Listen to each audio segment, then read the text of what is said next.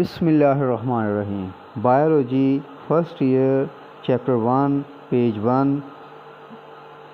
Biology क्या है? इस page biology is the study of living things. Biology is the study मुताला है ऑफ लिविंग थिंग्स, जानदार अशिया का। Biology is the study of living things, ये जानदार अशिया का जो मुताला है उसे बायोलॉजी कहा जाता है। It is a branch of science, ये साइंस की वो शाख है। एंड लाइक अदर साइंसेस, और दूसरी साइंसेज जैसे बायोकेमिस्ट्री, फिज़िक्स, केमिस्ट्री की तरह, it is a way of understanding the nature. दरअसल biology is a way of understanding the nature, nature को समझने का एक ज़रिया है। बायोलॉजी के माहिरीन डील विद वो living part of the nature, वो कुदरती तौर पर जो लिविंग पार्ट है नेचर का, जो ज़िंदगी से मुतल्लिक जो हिस्सा है उसके साथ डील करते हैं, उसको स्टडी करते हैं। And with the non living things also, और उन गैर जानदार अशिया का भी मुताला करते हैं। Deal with the non living things also which affect the living things in any way, जो किसी भी तरह से जानदार अशिया को इफ़ेक्ट करती हैं, उन पे असरअंदाज होती हैं, effect. They strive to understand, they tend to understand, वो ये चीज़ जानना चाहते हैं। और दे एक्सप्लेन, और वो वजाहत करते हैं। इंटीग्रेट, और तमाम मालूमात को इकट्ठा करते हैं। And describe the natural world of living things, और जानदार अशिया की नेचुरल वर्ल्ड, कुदरती दुनिया जो है उसको बयान करने की कोशिश करते हैं। The literal meaning of biology is the study of life. तो लिटरल लफ्ज़ी तौर पर जो बायोलॉजी का मीनिंग है वो है स्टडी ऑफ लाइफ। यहाँ पे आपको इसकी डेफिनेशन मिल जाती है कि biology is the study of life. Just remember this one, what is biology? Biology is the study of life. Next paragraph, it is very difficult to define life. It is very difficult, ये बहुत मुश्किल है to define life, कि ज़िंदगी की तारीफ़ कैसे करें। There are certain aspects of life, ज़िंदगी के कुछ ख़ास एस्पेक्ट्स, ऐसे पहलू हैं that lie beyond the scope of science of biology, जो कि बायोलॉजी के स्कोप से भी कुछ ज़्यादा दूर चले जाते हैं। Like the answer two questions, मतलब इस तरह के जो जवाबात हैं मंदरजा झेल सवालात के, ये what is meaning of life, कि लाइफ का मैनी क्या है। व्हाट इज़ द मैनी क्या है ऑफ लाइफ, ज़िंदगी का। Why should there be life, ये ज़िंदगी होती क्यों है और क्यों होनी चाहिए। दीज आर द क्वेश्चंस, ये वो सवालात हैं note usually taken up by the biologist, जो कि बायोलॉजिस्ट, माहिरीन बायोलॉजी जो है ना, वो जिस पर नहीं लेते, नहीं पर बात कर biologist, and are left to philosophers and theologians. और फिर ये इस तरह के सवालात जो है वो फिलासफर्स, फ़लसफ़ा बनाने वाले, और तरह तरह की थियोलॉजियंस जो मुख्तलिफ आइडियोलॉजी, नज़रियात, फ़लसफ़े जो पेश करते हैं, उन पर बात की चली जाती है कि ज़िंदगी वो क्यों होनी चाहिए, या ये जो ज़िंदगी क्यों होती है। ये सवालात ये बायोलॉजिस्ट पे आमतौर पर नहीं जाते। Biologist mainly deal with the matters relating to how life works, और बायोलॉजिस्ट इस पे देखते हैं कि लाइफ वर्क कैसे करती है। लाइफ, ज़िंदगी, फॉर बायोलॉजिस्ट, बायोलॉजी के माहिरीन के लिए, is a set of characteristics, उन सारी खूबियों का एक सेट है, एक निज़ाम है, एक तरतीब है। That distinguish living organisms from non living objects, कि जिसकी वजह से फ़र्क होता है, डिस्टिंग्विश फ़र्क होता है लिविंग ऑर्गेनिजम्स, जानदारों का, फ्रॉम नॉन लिविंग ऑब्जेक्ट्स, गैर जानदार जिस्मों से जो फ़र्क होता है, और उसमें डेड ऑर्गेनिजम्स भी, उनको भी स्टडी करते हैं। Living organisms are highly organise, जो जानदार अशिया हैं बड़े ऑर्गेनाइज और मुनज़्ज़म होते हैं, उनके जिस्म बड़े मुनज़्ज़म तरीके से जुड़े होते हैं। कम्प्लेक्स एंटाइटीज़, बहुत पेचीदा उनके जिस्म की बनावट होती है। And are composed of one or more cells, के जानदार अशिया या तो एक सेल पे मुश्तमिल होती हैं या एक से ज़्यादा सेल्स की बनी होती हैं। कंटेन जेनेटिक प्रोग्राम, और फिर जानदार अशिया में जेनेटिक प्रोग्राम भी होता है। कि मतलब जेनेटिक प्रोग्राम ये होता है कि शेर से सारे शेर ही पैदा होंगे, चूहों से चूहे पैदा होंगे, बिल्ली से बिल्लियाँ पैदा होती हैं। तो ये क्यों है? ये उनका जेनेटिक मेकअप की वजह से होता है, due to their genetic makeup, कि एक जानदार की जो अगली नस्ल होती है बिल्कुल उनकी जैसी होती है। बैक्टीरिया से बैक्टीरिया पैदा होते हैं, तो that is due to genetic makeup. इसको जेनेटिक मेकअप कहते हैं, सर्टन जेनेटिक मेकअप, यानी बड़ा ख़ास किस्म का जेनेटिक मेकअप उनका होता है। और ये इनकी क्वेश्चन है। And they organisms can acquire and use energy, कि जानदार अशिया, पौधे या जानवर जो हैं वो एक्वायर हासिल करते हैं, एंड यूज़ एनर्जी यानी एनर्जी हासिल करते हैं और उसे इस्तेमाल भी करते हैं। They can carry out and control numerous chemical reactions. उस तमाम जानदार पौधे हों या जानवर हो, ये जो लिविंग थिंग्स हैं इनको लिविंग थिंग कहते हैं, उनके अंदर कुछ ख़ास बायोकेमिकल रिएक्शंस भी होते हैं। They can grow in size, उनका साइज़ बड़ा हो सकता है। एनिमल्स, तमाम जानवर पौधे जो है ना, ग्रो इन साइज़, उनका साइज़ बड़ा हो जाता है। मेंटेन ए फेयरली कंसिस्टेंट इंटरनल एनवायरनमेंट, और दे मेंटेन, और एक सिस्टम अपने वजूद के अंदर जो है वो करते हैं फेयरली कांस्टेंट, जो अमूमन मुस्तकिल होता है। इंटरनल एनवायरनमेंट यानी उनके वजूद का जो अंदरूनी माहौल है वो एक मखसूस होता है। ये प्रोड्यूस ऑफ स्प्रिंग्स, वो बच्चे पैदा करते हैं, सिमिलर टू दैम सेल्व्स। मसलन कीकर के तरह से कीकर पैदा हुआ, बिल्ली के बच्चों से बिल्ली पैदा हुई, शेर के बच्चों से शेर पैदा हुआ। तो ये है ऑफ स्प्रिंग्स। ऑफ स्प्रिंग्स उनकी औलाद, उनके बच्चे, सिमिलर टू दैम सेल्व्स, उनके मुताबिक जो होते हैं। ये है life. They respond to changes in their environment, और उनके माहौल में जो तब्दीलियाँ होती हैं उसको वो रेस्पॉन्ड करते हैं। हाउ, कैसे, गर्मी, सर्दी, बहार, ख़ज़ां। जानवर जो होते हैं जहाँ मौसम शदीद होता है वहाँ से माइग्रेट कर जाते हैं, या धूप में है तो छाँव में चले जाते हैं। प्लांट जो है वो भी उसमें या सूख जाते हैं या सरसब्ज़ हो जाते हैं, जैसे एनवायरमेंटल चेंजेस होती हैं। तो दैट इज़ द लाइफ। जबकि बेजान चीज़ों में कोई तब्दीलियाँ इस तरह से नहीं होती। Any object possessing all these characteristics, जिसमें बेयक वक्त ये सारी खूबियाँ हों, कि वो जिसका ख़ास जेनेटिक मेकअप हो, जो एनर्जी को हासिल करे और इस्तेमाल करे, और जो है बहुत सारे केमिकल रिएक्शन जिनमें हो रहे हों, और जिसका साइज़ बड़ा हो जाता हो, और वे कांस्टेंट इंटरनल एनवायरनमेंट उसके जिस्म का हो, उसको मेंटेन करता हो। प्रोड्यूस ऑफ स्प्रिंग, जो बच्चे पैदा करता हो अपने जैसे, और माहौलियाती तब्दीलियों को महसूस करता हो। तो इस तरह का any object that possessing all this characteristics, जो इस तरह की ऑल तमाम कैरेक्टरिस्टिक खूबियाँ जो करता है साइमल्टेनियसली, एक ही वक्त में, can be declared as living thing, उससे हम जानदार शय कहते हैं।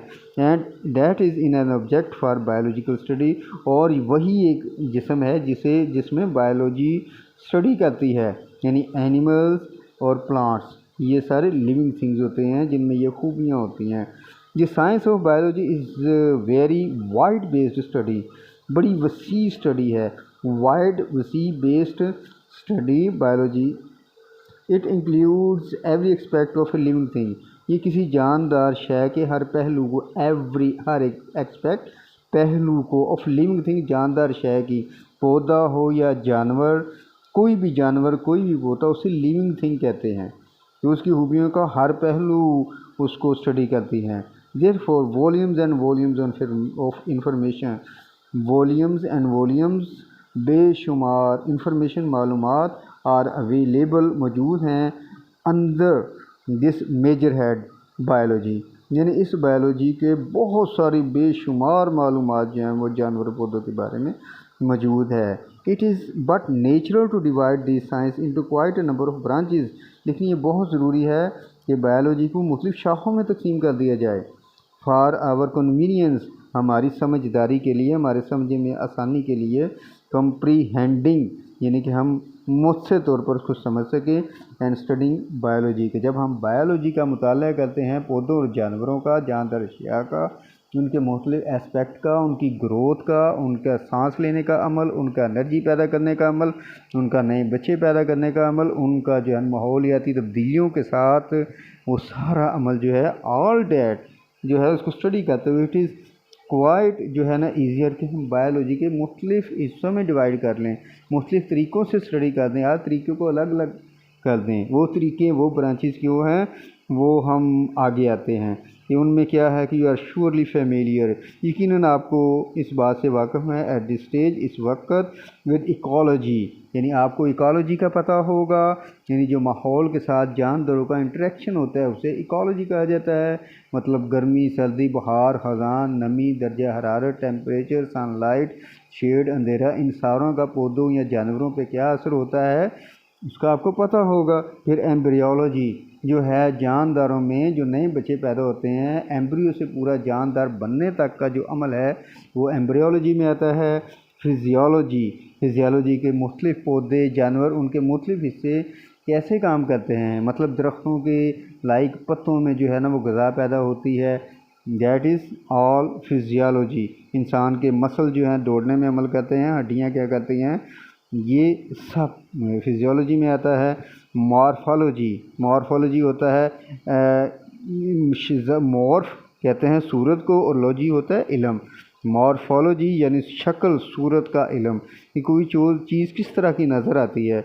External morphology and internal morphology कि अगर किसी जानवर को, जानदार को बाहर से देखें, एक्सटर्नल बैरूनी सूरत, इंटरनल मॉर्फोलॉजी अंदरूनी सूरत या एनाटॉमी, यानी जानदार की अंदर की जो सात और बनावट है उसे एनाटॉमी कहा जाता है। पैलियोंटोलॉजी यानी कि जो लाखों साल पहले जो डायनासोर्स थे जो ज़मीन में दफन हो गए, उनकी हड्डियों से तेल गैस बन गई, उन फॉसल्स कहते हैं, उन्हें कहते हैं फॉसल्स, कि वो करोड़ों साल पहले जो ज़मीन में दब गए उनको कहते हैं, उनका मुतालिया पैलियोंटोलॉजी है। फिर हिस्टोलॉजी है जो टिश्यूज़ का मुतालिया है कि कोई बात किस तरह की बनी है, हिस्टोलॉजी उसे कहा जाता है। इवोल्यूशन, ये मुख्तलिफ जानदारों में कैसे कैसे तब्दीलियाँ आई, वो कैसे कैसे बने, इनको इवोल्यूशन कहा जाता है। जेनेटिक्स यानी कि जो जेनेटिक्स ये होती है कि जानदार कैसे जो है ना बच्चों में खूबियाँ और वालिदैन में खूबियाँ, या जो है एक पौधा है उसके आगे जो नए पौधे बनते हैं उनकी क्या खूबियाँ होंगी, इनको जेनेटिक्स कहा जाता है। सेल बायोलॉजी यानी सेल बायोलॉजी, सेल्स का मुतालिया, ये मुख्तलिफ सेल्स, मतलब ब्लड सेल्स हैं, पौधों के सेल्स हैं, स्किन सेल्स हैं, मसल सेल्स हैं, उन सब का अलग-अलग मुतालिया, ये सब सेल बायोलॉजी में आता है। Zoo geography, zoo means animals, geography means कि ज़मीन पर ग्राफी फैल गए, कि जानदार कहाँ कहाँ फैले हुए हैं, इसे ज़ूओ जियोग्राफी कहेंगे। These are the branches of biology, ये बायोलॉजी की वो शाखें हैं which deal with the environment relations, जो माहौलियाती ताल्लुकात के साथ डील करते हैं या उनको समझते हैं। Deal with development, structure, functions, यानी कि डेवलपमेंट उसको देखते हैं, जानदारों की स्ट्रक्चर बनावट को देखा जाता है, फंक्शंस को देखा जाता है, फॉर्म उनकी सूरत को देखा जाता है। इंटरनल ग्रोथ स्ट्रक्चर, अंदरूनी ग्रोथ स्ट्रक्चर, अंदर की बनावट। फॉसल टिश्यूज़ यानी जो ज़मीन में दब गए फॉसल, डायनासोर्स वगैरह करोड़ों साल पहले, उनकी टिश्यूज़ का मुतालिया। एंसेस्ट्रल हिस्ट्री, एंसेस्ट्रल होते हैं बाप दादा, यानी पुराने जानदारों से नए जानदार जो बनते हैं उनकी जो हिस्ट्री है उसको एंसेस्ट्रल हिस्ट्री कहा जाता है। हेरेडिटी, विरासत, यानी जो आबाओ अजदाद से जो खूबियाँ आगे बच्चों में ट्रांसफ़र होती हैं उनको हेरेडिटी कहा जाता है। And distribution of animals in nature, और नेचर में एनिमल्स किस किस तरह से डिवाइड हुए रेस्पेक्टिवली, इस तरह से। In addition to these branches there are a number of other branches of biology, बहुत सारी अदर ब्रांचेस भी हैं, सच एज मॉलिक्यूलर बायोलॉजी, जैसे मॉलिक्यूलर बायोलॉजी है, माइक्रोबायोलॉजी है, मेरीन बायोलॉजी है, environmental biology, fresh water biology, parasitology, human biology, social biology, biotechnology etcetera. These are few names. आइए अब इनकी डेफिनेशंस को देखते हैं जो कि हम नेक्स्ट वीडियो में बताते हैं। ये था जनरल सा तारफ़, स्टडी ऑफ बायोलॉजी से क्या मुराद है। It is the study of life. अब मैं आपको खुलासा बयान करता हूँ कि it is the study of life, ये ज़िंदगी का मुतालिया है। ये देखती है कि जानदार और बेजान अशिया में कैसे फ़र्क किया जाता है। तो जानदार अशिया और बेजान अशिया में जो ख़ास फ़र्क है उसे कहा जाता है लाइफ। लाइफ क्या है, इस हवाले से बायोलॉजिस्ट कुछ आइडिया पेश करते हैं कि वो तमाम जानदार जो कि ज़िंदा इसलिए होते हैं जिनमें कुछ ऐसे अवामल होते हैं कि मतलब वो सांस लेते हैं, उनमें ग्रोथ का अमल होता है, उनमें नए बच्चे पैदा होते हैं, उनके वो इस तरह के सारे उनमें केमिकल रिएक्शंस होते हैं, वो माहौल से एनर्जी लेते हैं, खुराक खाते हैं, कुछ जो है ना फासद मादे माहौल में करते हैं, इस तरह का उस वो होता है, वो जानदार कहा जाता है। आगे इसी तरह से इसकी मुख्तलिफ़ शाखें हैं, एक मुख्तलिफ़ पहलू हैं, मुख्तलिफ़ पहलुओं से मतलब जो है मालिकुलर सतह पे जानदारों को अगर स्टडी करते हैं तो वो मालिकुलर बायोलॉजी में आएगा। उसका एनवायरमेंटल बायोलॉजी जो है ना, एनवायरनमेंट को स्टडी करेंगे कि गर्मी, सर्दी, बहार, ख़ज़ां, इनका पौधों पे क्या असर होता है, जानवरों पे क्या असर होता है। इसी तरह से माइक्रो बायोलॉजी है, छोटे छोटे जानदार जो बैक्टीरिया, वायरसेस वगैरह हैं उनको स्टडी करते हैं, micro biology. Fresh water biology, ताज़ा पानी के अंदर कौन से जानदार, कौन से पौधे हैं। इसी तरह मैरीन बायोलॉजी, मैरीन कहा जाता है मैरीन समुंदर को, कि समुद्री मखलूक़ात क्या होती हैं। इसी तरह पैरासाइटोलॉजी, इनके जो पैरासाइट्स जो बीमारियां पैदा करते हैं उनका मुताला। ह्यूमन बायोलॉजी, इंसानों का जो मुताला है वो भी ह्यूमन बायोलॉजी। सोशल बायोलॉजी, ये जो है ना social behaviour and human being, इंसानों का जो मुआशरे में जो बिहेवियर होता है, जो अमल रद्द अमल होता है, जिस तरह से वो रहते हैं, इस तरह से बायोटेक्नोलॉजी जो है जानदारों का इस्तेमाल करना, कुछ सर्विसेज इंडस्ट्रीज़ के लिए कुछ चीज़ें पैदा करने के लिए इस्तेमाल होना। जैसे हम दही बनाते हैं तो बैक्टीरिया की मदद से बनाते हैं। ये सारे जो हैं ब्रांचेज़ हैं। We will define in next video, इस पेज 2 को भी डिटेल में स्टडी करेंगे। सो बेस्ट ऑफ लक, हमारे साथ रहिएगा। ये कोशिश है जो मैं कर रहा हूँ, उम्मीद है कि आपको बायोलॉजी को समझना आसान हो जाएगा। फजल इलाही चौधरी को इजाज़त दीजिए। अल्लाह हाफिज़। Best of luck, best wishes.